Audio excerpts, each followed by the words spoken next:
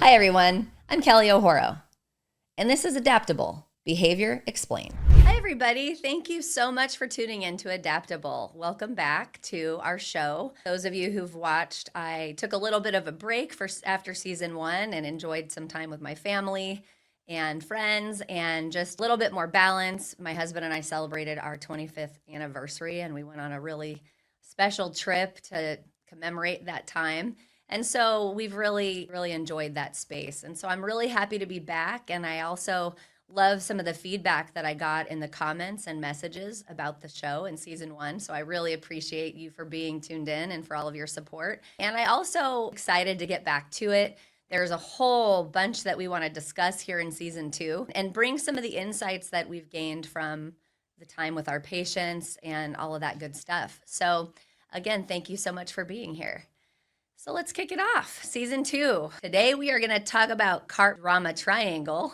I say the word trauma so much in my life that it just comes out like it's part of my, good morning, good night, and trauma. But anyways, so Karpman's Drama Triangle is the discussion that we're going to have today. And I use this theory often because people interact in their relationships in ways that are not functional, and they create problems, and they're patterned responses.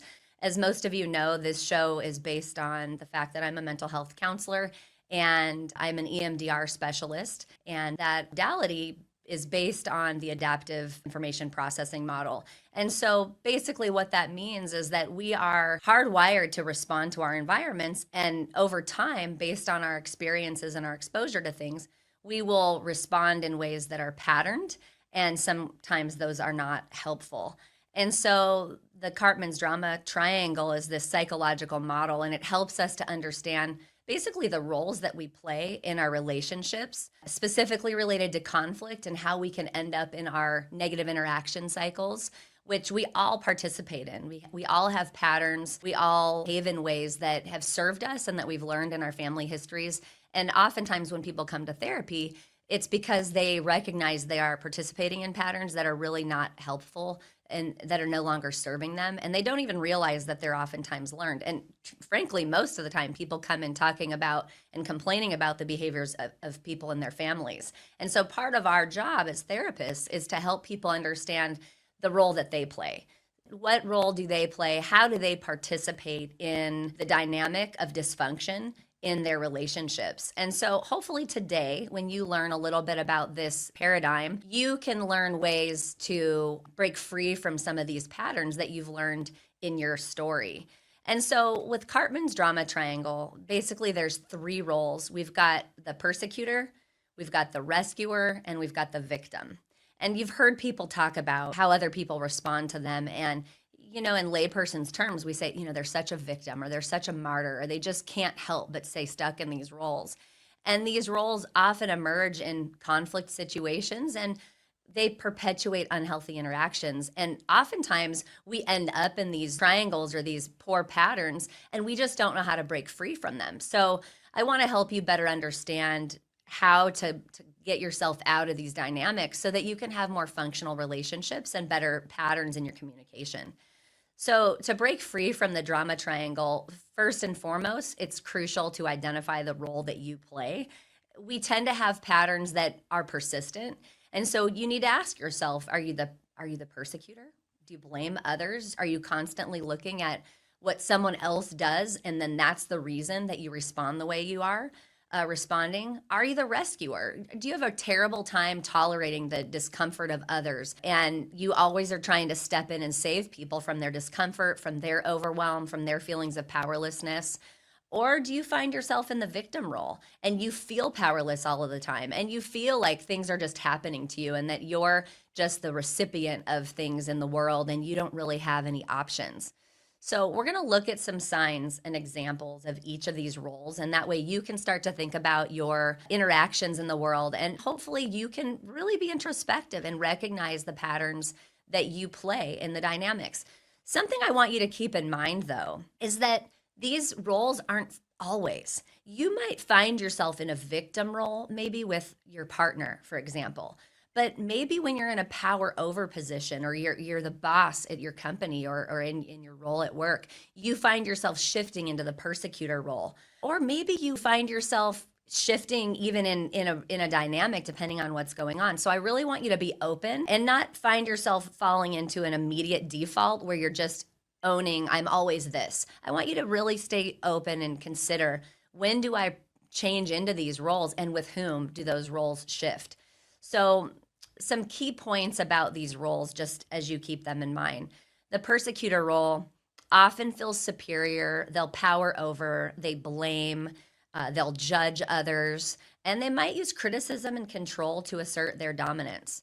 So I used the example of a manager being the boss at work. If you're someone who consistently criticizes your team, that they don't meet deadlines, that they have poor quality, they need to make improvements, and you're finding yourself never complimenting the work that people do, this can create a hostile work environment. And so another term for the persecutor could be like the blamer, or someone who's always controlling. And so if you find yourself thinking about others in that way, or even people have given you that feedback about yourself, you might consider that you fall into that persecutor role in Karpman's Drama Triangle. The next role that we're going to discuss is the rescuer role. I can tell you that this is the role that feels the most natural to me. I have incredibly difficult time tolerating the discomfort in others. And as I continue my therapeutic journey, I continue to find myself in powerless moments in my childhood where I, had a hard time. And then as part of my adaptation, I want to make sure people don't have a hard time in their lives. And so I try to insert myself even when they don't ask me, and sometimes at my own expense. So I tend to want to jump in so that people don't have discomfort.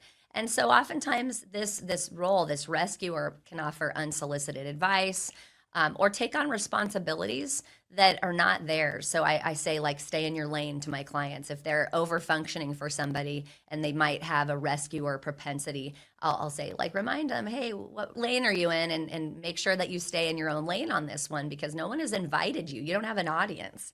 And so I'll give you an example. I'll give you an example of one of my grandkids.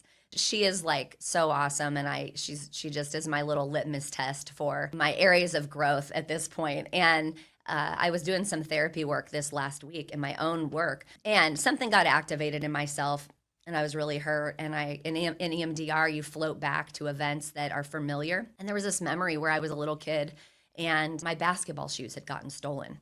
And I was devastated because basketball was everything for me. And when I called my dad to ask for help and see if he would help me replace them, his response to me was, you should have put your shoes in a different place, and that it was kind of my fault that they were stolen. And I was so helpless, and I was so powerless, and I was only like 15 years old, and I didn't have the money to replace my basketball shoes. And so I was really stressed out about that experience. And so when I think about how I overfunction, fast forward to my granddaughter, she gives me a call actually this week, and she says, I want to go to this camp, would you pay for me to go to this camp for a day? And thankfully, because of that work, I had enough front of mind experience to go, I'm going to make this choice, but it's not motivated right now for rescuing her from discomfort. But I did notice myself connecting that behavior in myself, where I don't want kids that I love, or people that I love, to feel like I felt when I was a kid. And I didn't have the supports that I needed to kind of reduce my own trauma experiences. And so I just noticed that pairing. And historically, I would have given her the day at camp and covered that cost, just because I don't want her to be powerless or be left out or not have the experiences that she would want to have sometimes. And this was motivated, fortunately, because of my own work. I just wanted to give her the day and to have for her to be able to have a fun time. So, but that's an example of a rescuer. We jump in and we help and we fix, and maybe it's not our place, or maybe it's even to the detriment of the people because they don't have an opportunity to figure out solutions for themselves. So the next role that we're going to discuss is the victim role. The victim role is the person who constantly feels helpless. They are overwhelmed. They seek sympathy and empathy and support. They might ask for advice from everybody, and they fall into this position where nothing is fair for them. They might avoid taking responsibility for their actions. So why are they in this mess that they are talking to you about? It happened to them as opposed to anything that they did to end up in the position that they're in. For an example, let's think of, we'll call him John, who frequently complains about his life circumstances, but he doesn't take any steps to improve his situation. So let's say he says he never has any money, but then he doesn't look for a different job, or he doesn't take a second job on so that he can put himself in a different position. It's like life is happening to him and he doesn't have any position to change that. And so the victim can also be called the martyr, or oftentimes they refer to themselves as powerless. So think for a moment, you know these people that find themselves in that victim position all the time. And just notice what comes up in you when they're in that role. So ways that we can come out of these roles. First, we're going to reflect. You got to slow down. You got to pull yourself out of the conflict, and you need to think about, how do I interact? What do I do? What's my default move? What's my propensity? And we want to identify the role that we tend to play. One way we can do that is by journaling. After a conflict, you might kind of download what role you took. And so you might reflect on that. So using my granddaughter as the example I talked about, I didn't journal, but I did stop and think about, how did I help? What was motivating that? What did I think about it? And is that something that I did for my benefit or for hers? Or was I trying to keep someone out of discomfort? Was I operating from a place of my own history? And luckily for me, the answer was no. This is just something I want to do because I have the opportunity to be generous with this experience. But it was interesting. So I did slow down to reflect, because I know that my habits tend to be that rescuer. And I really am trying to break out of that role and not be so over-functioning with people. The next thing that we have to do after we've kind of identified the role that we take is to learn to set boundaries. So we have to recognize what's okay for me, what's not okay for me, so that we can avoid falling into these roles that are our default mode. For example, let's say I was in a position where I really shouldn't have helped my granddaughter. I would have needed to say, I'm so sorry. I know that it's hard to have to miss the day, with your friends, but unfortunately I'm not able to help you this time. I'm really sorry. And I hope that you can find something else fun to do with your day. And that would have been a healthy boundary. And the thing is would she be disappointed? Certainly. She would be disappointed, because it's something that she wanted to do and she saw me as someone that would help her. But it's okay for her to have disappointment. It's okay for her to learn resilience. It's okay for her to have those experiences and get creative with the time that she does spend. So if we learn to set those boundaries, it can help us focus on our own needs. And oftentimes when we fall into one of these other roles, we're not focusing on our own needs.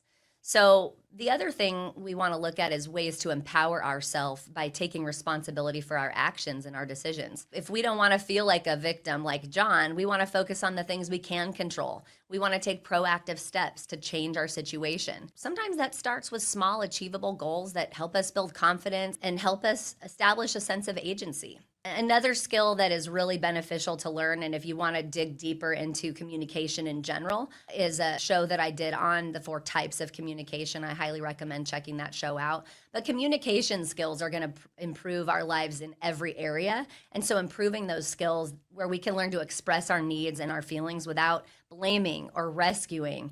You want to use I statements when you talk about something. You want to be actively listening. Using my granddaughter for an example, I could say, I really hear that you want to spend this time with your friends. You want to go on this day at this camp. And I recognize that's something you really want to do. And I hear you. And I know that sounds fun and exciting for you. And unfortunately, I'm not going to be able to help you this time. Or maybe I need to say, if you want, I will give you some jobs that you can do, and I'll give you some money for that. And then next time you can contribute to your camp day on your own. So again, this is ways that we can use our communication skills to improve the experience for others without being critical, without falling into one of those roles. So hopefully this gives you some idea about what you tend to fall into when it comes to the 3 roles of Karpman's Drama Triangle, and ways for you to identify what you do, perhaps what people do in your relationships, and then some ideas about how you can break free from these patterns. You got to understand that recognizing your role, understanding the role, is the first step in taking action towards healthier interactions in your relationships. So if we recognize and we can change our behavior, we can create more positive and empowering dynamics, and we can fall out of those habits and those propensities that no longer serve us, that oftentimes were learned in our childhood. And they're just no longer serving us, and they're not helping us to have quality, healthy interactions in our relationships. So I want to thank you so much for tuning in to this episode today. I hope that you found it helpful. If you did, please feel free to share it with someone that might benefit. And don't forget to subscribe to our channel so that you can check out our new shows each week. And so again, thank you so much. I hope that you enjoyed it. Until we meet again, don't forget to lead with love. It'll never steer you wrong.